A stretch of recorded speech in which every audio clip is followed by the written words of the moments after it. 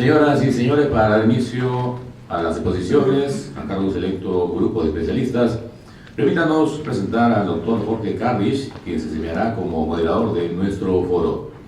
El doctor Jorge Luis Cardish Pulgar es coronel en situación militar de retiro de la Fuerza Aérea del Perú, ingeniero electrónico de la Escuela de Ingeniería Aeronáutica Argentina, graduado en Estrategia para la Defensa y Desarrollo, Universidad de Defensa Nacional de China, curso de Planificación de Defensa y Administración de sus Recursos, National Defense University, Estados Unidos, Norteamérica, magíster en Administración, Escuela de Administración de Negocios para Graduados ESAN, máster en Calidad Total, Escuela de Organización Industrial, España, máster en Defensa y Desarrollo por el Centro de Altos Estudios Nacionales CAEN, doctor en Gobierno por el Instituto de Gobierno de la Universidad San Martín de Porres.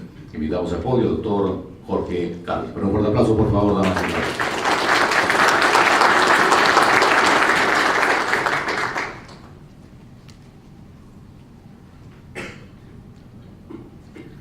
En este magno evento, entonces, vamos a anunciar a continuación, damas y caballeros, palabras de bienvenida a cargo del señor general de división, Leonardo Longa López, jefe de la Secretaría de Seguridad y Defensa Nacional. Fuerte aplauso, por favor.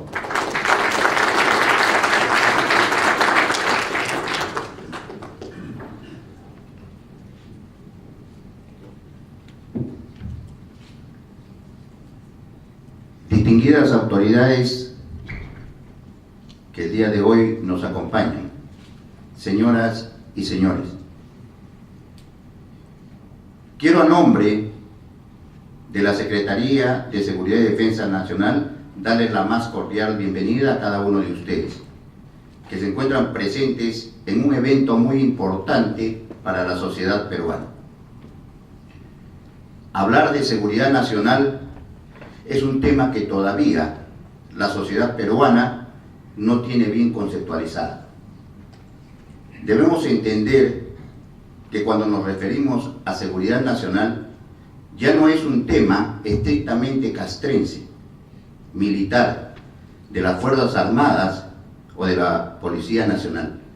Es un tema que todos los profesionales y el ciudadano común deben de entender, deben de exigir y deben de participar. Seguridad nacional crea muchos paradigmas. Lo primero, cuando nos referimos a la seguridad nacional, la gran mayoría dirá, se refiere a la defensa externa del territorio. O ahora, en el siglo XXI, si hablamos de la seguridad nacional, nos vamos directamente hacia la seguridad ciudadana. Dos polos. Un polo que nos lleva hacia la seguridad externa y el otro polo que nos lleva a la seguridad interna. Entonces la sociedad peruana tiene que buscar el equilibrio. Y en eso está la Secretaría de Seguridad y Defensa Nacional. La seguridad nacional no se refiere a la seguridad externa, ni tampoco a la seguridad interna, se refiere a los dos. Ya no hay fronteras entre la seguridad externa ni la seguridad interna. Las fronteras se han roto y debemos nosotros comprender que la seguridad nacional debe ser manejada con tres grandes instrumentos. Uno es la defensa nacional, que se refiere a defender al Estado peruano de algún país agresor. Lo otro es el orden interno, que nos va a traer la seguridad dentro de nuestro territorio y a nuestra sociedad, a nuestra población. Y lo otro son las acciones para el desarrollo. Entonces, si nosotros entendemos que la seguridad externa y la seguridad interna ya no tienen fronteras, también creo que debemos entender que ya no existen fronteras entre el desarrollo sostenido y la seguridad nacional. Porque no hay desarrollo sin seguridad y no va a haber seguridad sin desarrollo. Esos son los nuevos paradigmas que nos llevan a entender el posicionamiento que debe tener la Secretaría de Seguridad y Defensa Nacional dentro de la sociedad peruana, especialmente para ir creando una cultura en seguridad y sentar las bases de un planeamiento estratégico de largo y de mediano plazo.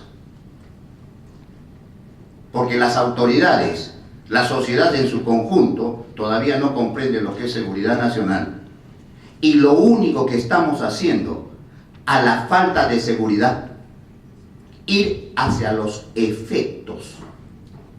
La inseguridad ciudadana solamente es el reflejo de los efectos. No estamos yendo a las causas. ¿Cuáles son las causas de la inseguridad ciudadana? Creo que ahí es donde deberíamos reflexionar. El crimen organizado, la delincuencia, la corrupción, son efectos. Son efectos. Si yo tengo un dolor de cabeza y el médico, el doctor, me da una aspirina, ¿estará actuando bien? Si yo tengo fiebre y el especialista me da un Panadol, ¿estará actuando bien? No estaremos dando a la inseguridad ciudadana solamente paliativos, aspirinas y panadoles que no nos van a conducir a nada para solucionar el problema. Entonces creo que debemos reflexionar en estos aspectos. La inseguridad, y especialmente la inseguridad ciudadana, que es una partecita de la seguridad nacional, no puede seguir siendo percibida por la sociedad peruana como algo que es las causas. Tenemos que traer una seguridad real a la sociedad y en ese trabajo estamos, y el día de hoy vamos a presentar parte de nuestro trabajo. Hemos hecho un trabajo de proyección hacia el futuro. Nos hemos adelantado al 2030 con una visión al 2050. Y ahí vamos a encontrar una lógica para poder actuar sobre las causas de la inseguridad en el Perú. Y tenemos que romper paradigmas. Los años 60 hasta los 80, cuando hablábamos de seguridad, automáticamente nuestra mente estaba en la defensa del territorio. A partir de los 80, las amenazas ingresan dentro de la sociedad y se aprovechan hasta de la pobreza, y ahora nos vamos hacia la seguridad ciudadana. Dos polos. Lo único que quiero yo con mis palabras es concientizarlos y decirles: debemos buscar el equilibrio. El equilibrio para poder enfrentar como debe ser el problema de la inseguridad en el país. Y con tres variables muy importantes. Una seguridad multidimensional, que está en todas las actividades de la sociedad peruana.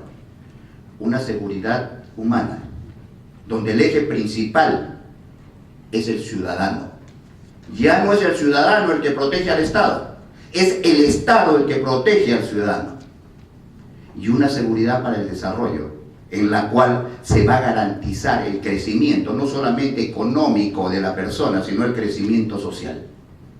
Creo que es importante que también nosotros reflexionemos en eso y traigamos lo antes posible un crecimiento social, una inclusión social verdadera a nuestra sociedad.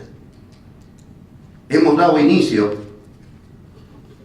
a este encuentro del conocimiento en cuanto a seguridad nacional, cantando nuestro himno nacional. Y lo primero que hemos pronunciado es: somos libres. Sí, somos libres. Y somos libres para poder traer paz y desarrollo a nuestra sociedad. Está en nuestras manos. Quiero declarar inaugurado este evento, esperando que llene las expectativas de cada uno de ustedes. Muchas gracias. Distinguida concurrencia, muy buenos días. Para mí es motivo de gran satisfacción poder compartir en esta primera mesa de trabajo con dos expertos del nivel intelectual de nuestros expositores. Me refiero al ingeniero Fernando Ortega San Martín y al magíster Mario Bazán, quienes van a reflexionar sobre el futuro. Un poco ya lo ha anunciado el jefe de La Serena, eso va a ser el hilo conductor de las presentaciones durante toda la mañana. ¿Qué es el futuro?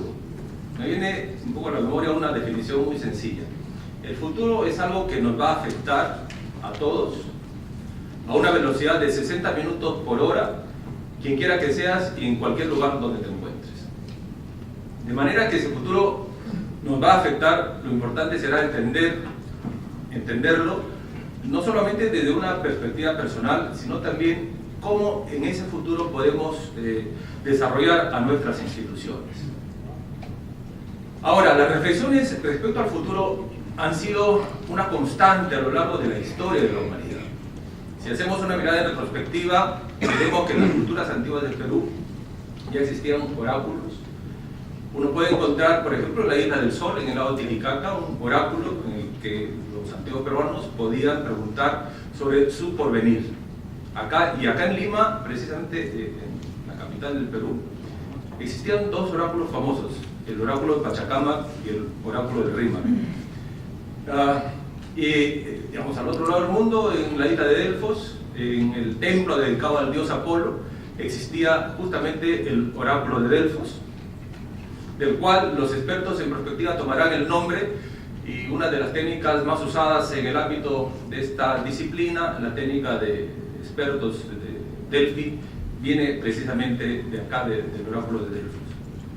Entonces, la perspectiva es la ciencia que nos va a permitir entender el futuro.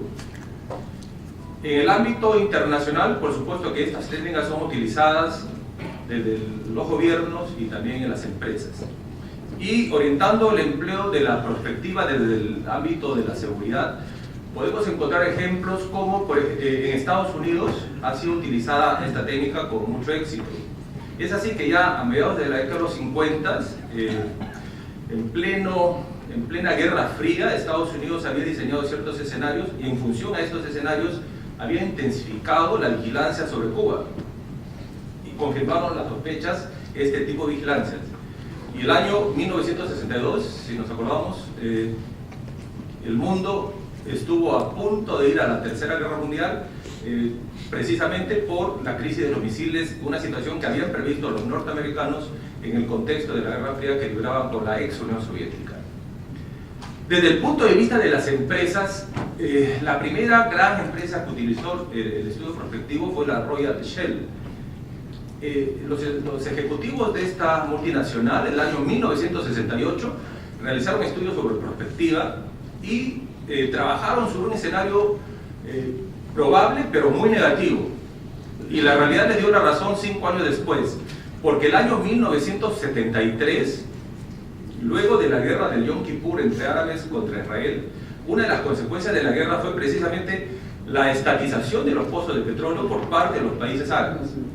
Situación que ya 5 años antes Shell lo había previsto. Y fue la única empresa, después de la crisis del petróleo, fue la única empresa en lograr salir indemne y crecer en el contexto de la crisis. En el Perú entramos a realizar estudios prospectivos un poco tarde.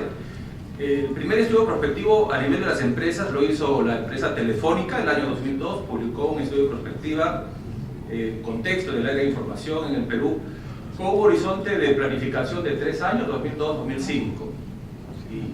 Y desde la perspectiva de la defensa, yo recuerdo el año pasado haber participado en la actualización del Plan Estratégico Sectorial Multianual del Ministerio de la Defensa, y ahí definimos algunos escenarios prospectivos y amenazas post-Haya para nuestro país. Con este pequeño preámbulo, solamente quiero recordarles una cosa administrativa. En el paquete de bienvenida que les hemos entregado hay unas hojas para hacer preguntas. Por favor, hagan las suyas, y después de la exposición del ingeniero Bazán y de la del magíster Fernando Ortega y el magíster Mario Bazán, haremos una ronda de preguntas y estaremos atentos a las suyas. Ahora voy a leer Un resumen del currículum vitae de nuestro primer expositor es el ingeniero Fernando Ortega San Martín, quien va a ofrecernos la exposición, la perspectiva en el contexto mundial.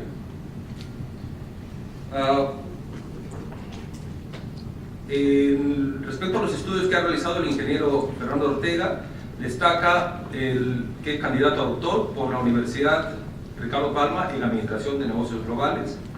Ha realizado una maestría en Administración por la Universidad del Pacífico.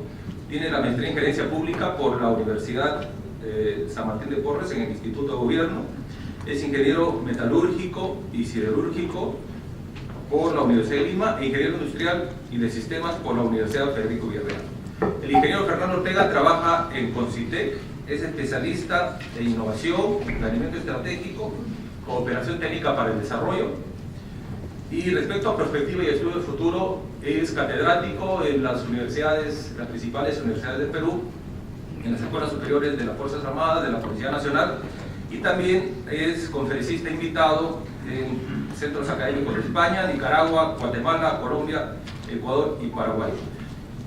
Ha publicado numerosos escritos y papers y destacan 2 libros. Ha escrito el libro Prospectiva Empresarial, Manual de Corporate Foresight para América Latina, y el libro es autor de la novela de ficción Paiquiquín, La Última Ciudad Inca. Esta novela será próximamente llevada al cine.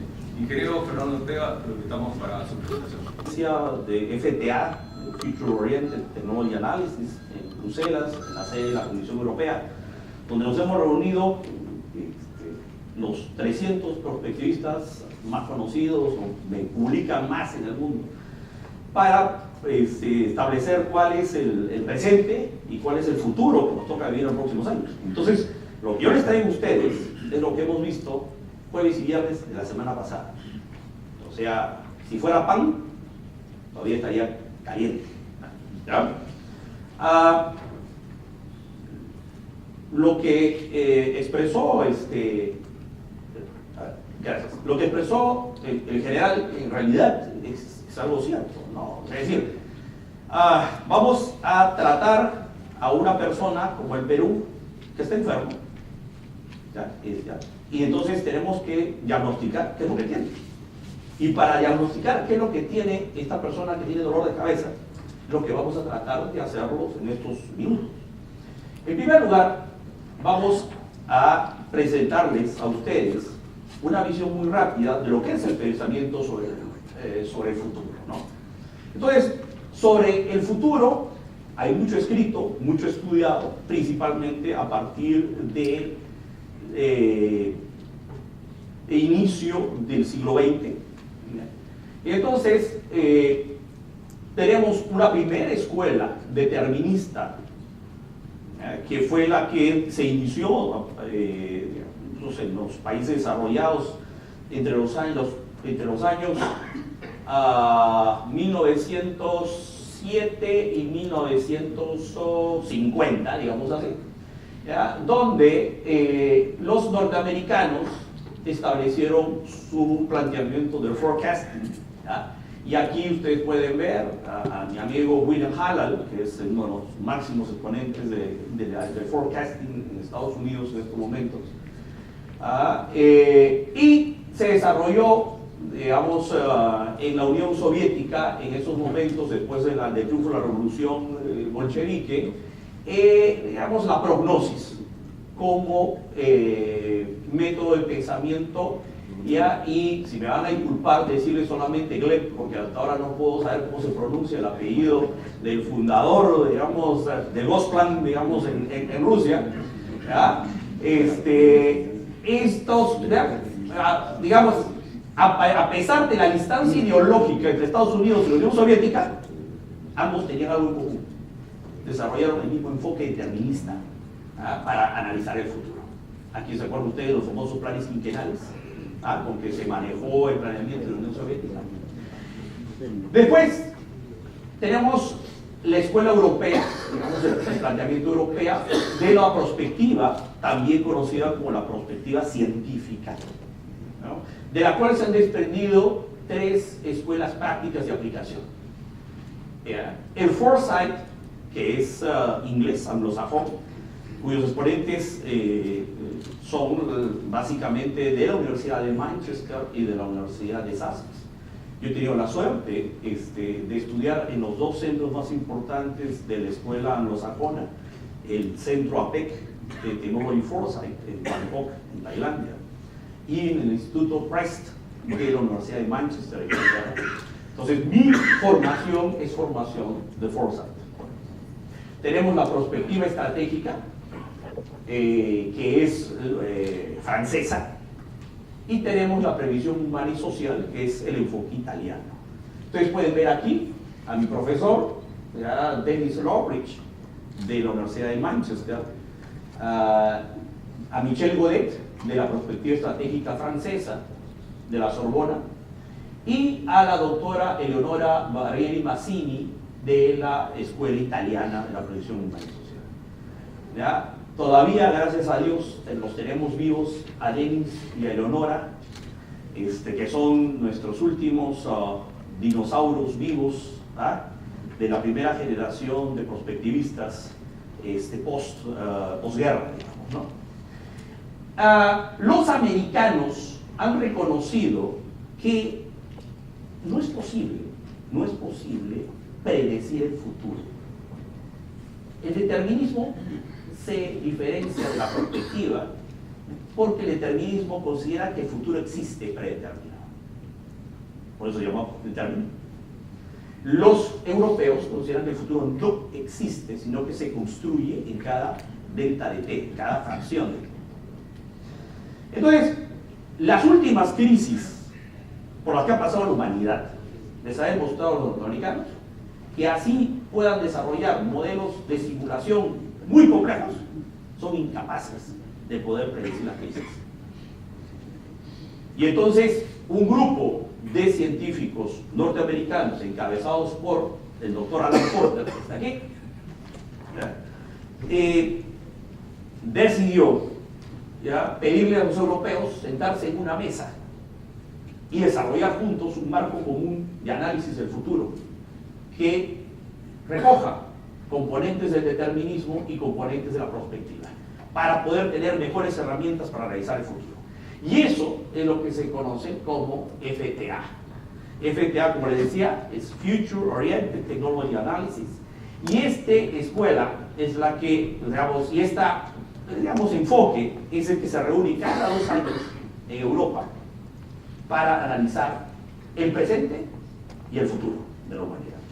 Y eso es lo que ha ocurrido la semana pasada en Bruselas, donde he tenido la suerte de poder asistir como el único hispano latinoamericano que ha sido invitado para presentar un póster. En el póster yo presenté mi libro, que mencionó el coronel Carnage, que es el Prospectiva Empresarial, que es el manual de Corporate Foresight para América Latina, que se ha considerado una de las mayores contribuciones para la difusión de la prospectiva en el mundo en los últimos 2 años. He tenido ese orgullo de representar a mi país, digamos, como expositor ahí. No han habido chilenos, no han habido ecuatorianos, no han habido argentinos, no han habido mexicanos, no han habido cubanos. ¿Verdad? Entonces, eso a mí me llena de orgullo porque reconoce el trabajo que venimos haciendo aquí en el Perú de prospectiva. Ahora bien, pero también ustedes conocen a determinadas personas que hablan sobre el futuro, sin base científica, pero basado en su experiencia personal, que puede ser muy valioso. Por ejemplo, Alvin Toffler, que habla de sus olas, las olas. O el propio Bill Gates, que también habla sobre el futuro. Y eso es lo que nosotros llamamos las conjeturas. O sea, hasta aquí es la parte académica, digamos, formal de actividad. Pero también tenemos la ciencia ficción. La ciencia ficción que hay numerosos autores, desde Julio Verne, pasando por Isaac Asimov, Arthur C. Clarke, Odisea, 2001, Odisea del Espacio, no sé si se acuerdan, ¿no? Que nos presentan imágenes de lo que posiblemente vivamos en el futuro. No sé cuántos de ustedes han visto la película Transcendence hace unas semanas. Como toda buena película, mucha gente no lo entiende, y como no lo entiende dura una semana en cartelera, porque la gente no va, y como no va, no hay negocio, ¿no? Entonces, yo les aconsejo que a través de Netflix, o sea, de alguna forma, no quiero incitarles a compras informales, pero de alguna forma ustedes vean esa película, y se van a dar cuenta de que eso, por ejemplo, es un escenario futuro bastante posible, porque la ciencia ficción nos marca muchas veces un derrotero, porque está basado en expectativas, en deseos. Y aquí nos hablan de viajes a Marte, por ejemplo, cosa que nosotros deseamos hacerlo, pero tecnológicamente todavía no podemos. Aunque por ahí la gente de seguridad y de defensa en los Estados Unidos habla de otras cosas también, de que probablemente no sabemos qué vamos a encontrar ahí en Marte, ¿no? A lo mejor y está ocupado, ¿no? Y entonces puede ser un problema ir a visitar a un territorio que ya está ocupado, ¿no? Y entonces, la ciencia ficción también es un componente importante sobre el planteamiento del futuro. ¿De qué vamos a hablar nosotros hoy día? De esto, de esa parte, lo que está en verde, que es la perspectiva. Ustedes van a lo largo, digamos, de los meses anteriores y de los meses posteriores, quizás han estado escuchando la palabra perspectiva, para muchos de ustedes puede ser nueva. La perspectiva es simplemente una ciencia. Es una disciplina de las ciencias sociales. Como toda disciplina científica, tiene un campo de acción. El campo de acción de la perspectiva es el futuro. Y nosotros estudiamos el futuro para comprenderlo y poder influir sobre él. Por lo tanto, como ustedes les he explicado hace unos momentos, la perspectiva no es predictiva. O sea, nosotros no creemos que el futuro existe, sino que se construye. Y entonces, por eso es que nosotros necesitamos comprender cómo se construye el futuro y cómo podemos influir en la construcción del futuro. Porque el futuro se construye. Y muchos de ustedes son producto de construcciones de futuro. Quizás tenían todas las de perder. Quizás por diferentes razones, ustedes posiblemente no hubieran alcanzado el nivel que tienen hoy. Pero gracias a su esfuerzo sí lo hicieron. Y ustedes son una demostración viviente que el futuro se construye.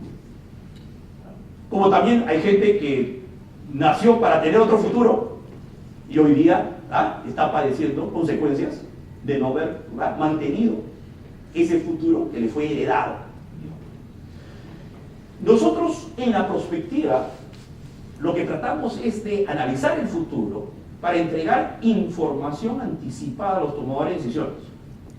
A veces decimos los prospectivistas que qué bonito sería el mundo si los prospectivistas también fuéramos tomadores de decisiones. Si los presidentes de las repúblicas de todo el mundo fueran prospectivistas, si los presidentes de los bancos, de las grandes corporaciones, si todos fueran prospectivistas, ¿no? Lo que pasa primero es que los prospectivistas somos pocos. Uno. Dos, nos interesa el futuro y estudiarlo y entregar información. Creemos que no haríamos buen papel, digamos, quizás si hacemos las dos cosas a la vez. Pero lo que sí es importante es que la información sobre el futuro, la información anticipada existe. Existe. Ni siquiera hay que crearla. La información existe. Y hay que saber simplemente recoger esa información y convertirla en conocimiento. Y el gran problema que tenemos nosotros en este momento, que estamos inundados por información, es tanta la información que tenemos que no sabemos clasificarla, que no sabemos manejarla, y por lo tanto la poca información valiosa que nosotros la transformamos en conocimiento es la que utilizamos para tomar decisiones. Hay gente que banaliza la perspectiva, la banaliza. Es decir, hay gente que niega el carácter científico de la perspectiva. Los perspectivistas, eso simplemente lo consideramos un proceso natural. La perspectiva nace en el año 58. O sea, es más o menos el hito que hemos puesto de nacimiento de la perspectiva. O sea, tiene poco más de 55 años como disciplina. Es una disciplina joven. Lo mismo les pasó al resto de las disciplinas de las ciencias sociales. Cuando Freud estaba haciendo sus investigaciones, la gente negaba que la psicología fuera una disciplina científica. Cuando Julio Cetello hacía sus investigaciones en los conchales de Ancón, la gente que variaba en Ancón se reía.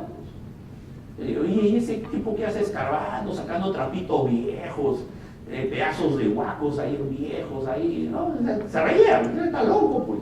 Bueno, lo que estaba haciendo era arqueología, lo que pasa es que no entendían que lo que estaba haciendo era ciencia, pues, ¿no? Trabajo científico.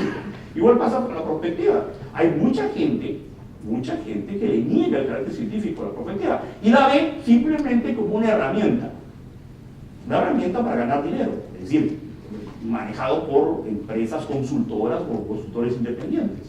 Pero, digamos, la prospectiva, independientemente de esas opiniones, sigue avanzando. Hoy día tenemos nosotros maestrías en prospectiva, doctorados en prospectiva, y esperamos el próximo año, el inicio del año académico en el hemisferio norte, en Taiwán, podamos nosotros ya tener la apertura de lo que sería la primera carrera de prospectiva en pregrado.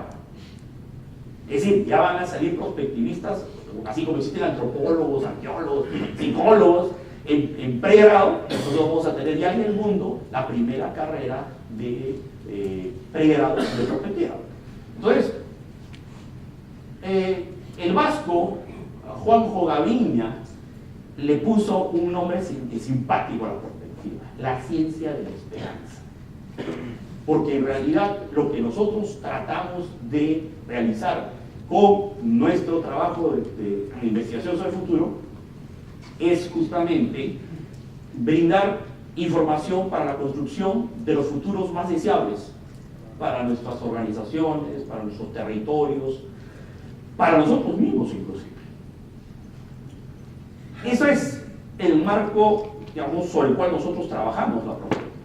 Claro, quizás les parezca un poquito complejo, pero yo les voy a explicar que es una cosa bien simple. Aquí está el presente, hoy. A partir de hoy, lo que se abre es un cono de proyección. Entonces, esto es como un cono para el lado, es un conito. Tiene una base. ¿Ya? Esas bases de este cono están planteados como planos en función de los horizontes de estudio que nosotros nos fijamos. Que como el título de este foro era la visión al 230 con proyección al 250, me he permitido justamente utilizar esos rangos para que ustedes puedan ver cómo se trabaja este tema en la prospectiva. Este cono, como todo cono, tiene un ángulo sólido acá. Este ángulo sólido, que es la mayor apertura o la menor apertura del cono, está dado por la incertidumbre. Es decir, aquí está, digamos, demostrada la incertidumbre. Y esa incertidumbre depende de tres cositas. Tendencias que nos determinan, drivers o variables que influyen sobre el futuro de nuestro tema, hechos portadores de futuro y el azar. El azar forma parte importante de la construcción del futuro. Negarlo sería hacer un reduccionismo bastante grande, lo que es en realidad la construcción del futuro. Pero al azar nosotros le estamos identificando ciertos hechos que podrían ocurrir, lo que en temas de defensa y seguridad son los riesgos. Y entonces nosotros los volvemos a mis variables y les llamamos hechos portadores del futuro. Con lo cual le quitamos espacio al azar mismo. Lo cual pues, es importante, conocemos análisis y especialmente lo que puede ser un interés para la mayoría de ustedes en el campo de la inteligencia. Yo enseño prospectiva para la inteligencia en la maestría del CAI, por ejemplo, y yo oriento todo este análisis de futuro para hacer análisis de inteligencia, de los reportes, etc. Y entonces, el límite que está aquí es el límite de lo posible. Lo que está fuera de este cono es lo no posible. nosotros en perspectiva nunca decimos que algo es imposible, porque para nosotros nada es imposible. Lo que determina lo posible de lo no posible es simplemente el nivel de conocimiento que maneja la humanidad. ¿Ah? Para el hombre de Neandertal, ¿viajar a la luna era posible o no posible? Era no posible para el hombre de Neandertal. Pero para el norteamericano de los años 60, sí fue posible. O sea, depende del nivel de conocimiento que se pueda gestionar en determinado horizonte temporal. Entonces, el límite de lo posible está aquí. Entonces, cuando tenemos un plano, ¿verdad?, es donde nosotros podemos determinar los futuros posibles. Y de esos futuros posibles, nosotros podemos separar lo que son los más probables de los menos probables. Y a partir de los futuros más probables, nosotros podemos determinar escenarios. O sea, los escenarios son futuros posibles y probables. Entonces, y claro, pero el rango de, digamos, certeza que nosotros podemos tener dentro de un nivel de incertidumbre determinado está dado por los cambios sociales, tecnológicos, económicos que se van a dar. Y dada el alto grado de inestabilidad que tenemos ahora, la perspectiva realmente es útil para 10 o 15 años. Realmente. ¿Ya? Porque después, digamos, como ustedes pueden ver, ya se nos abre un espacio donde nosotros nos manejamos por conjeturas. Y en la conjetura no tenemos escenarios, tenemos posibilidades. Entonces, hoy día, por ejemplo, sería arriesgadísimo, ¿ya?, hablar de escenarios al 2050. Podemos hablar de posibilidades al 2050. Se está trabajando justamente el horizonte 2050, cuáles son esas posibilidades para Europa. Es un trabajo que lo está haciendo el Millennium Project. Yo hoy les voy a presentar los resultados. Entonces, ¿por qué 2030 resulta siendo, por ejemplo, importante? ¿Por qué? ¿Por qué? Primero, Europa tiene horizonte 2020. Para Europa, de aquí al 2020, ya no hay mayor incertidumbre. Ya saben lo que va a pasar. Ya saben lo que va a pasar de aquí al 2020. ¿Ya? Y ellos lo trabajan ya no hacen, como estamos discutiendo, ya no hacen estrategia, hacen gestión. O sea, de aquí al 2020 en Europa se hace gestión. La estrategia se hace del 2020 al 2030. Y planeamiento se hace del 2030 para adelante. ¿Por qué? Porque el 2030 es el inicio del proceso de la singularidad. Levanten la mano, por favor, quienes saben cuál es ese punto de la singularidad. Si no levantaba la mano, te jalaba, ya habías olvidado. Permíteme que me juegue con los carbaneales. No, la singularidad es el punto donde la inteligencia artificial iguala a la inteligencia humana, en todos los sentidos. Raciocinio, memoria, velocidad, etc. Ese es el 2030, aparentemente. Aún no, claro, según el último déficit tecnológico de William Hallam, del que les mostré en la escrita, esto puede comenzar en el 2029. O sea, los más, digamos, optimistas dicen 2029. Ya nosotros pensamos de 2030 al 2045, al 2040, pero ese es el punto. Y entonces, claro, eso va a traer consecuencias importantísimas. ¿Qué significa eso? Que nos vamos a conectar con las máquinas directamente, sin interfase. ¿Cuántos de ustedes han visto la película Matrix? Ya, eso, por ejemplo, es, digamos, un escenario con singularidad. Es decir, las personas van a poder conectarse si tienen el dispositivo, digamos, el chip insertado en su cerebro, se van a poder conectar, por ejemplo, con internet. Y ustedes conversan, ¿te has enterado del incendio de anoche? ¿Que ha habido incendio? Sí, espérate, ya. O sea, ya yo cerré los... me conecté con internet, puse en la barrita del Google, puse incendio Lima, ¿no? Entonces me salieron todos los diarios, leí Comercio, Perú 21, Correo, República del 2030, ya en sus versiones electrónicas, me los bajé todo, tengo las fotos o los videos de los noticieros, todo en miseria, me enteré todito del incendio, en una fracción de segundo. Eso es 2030. Y claro, ustedes dirán, oye, eso es un escenario de ciencia ficción. No, justamente. O sea, ¿por qué existen las posibilidades que se está estudiando en Europa en los 2050? Que es lo que hemos discutido la semana pasada. Es que eso va a depender de la conciencia pública.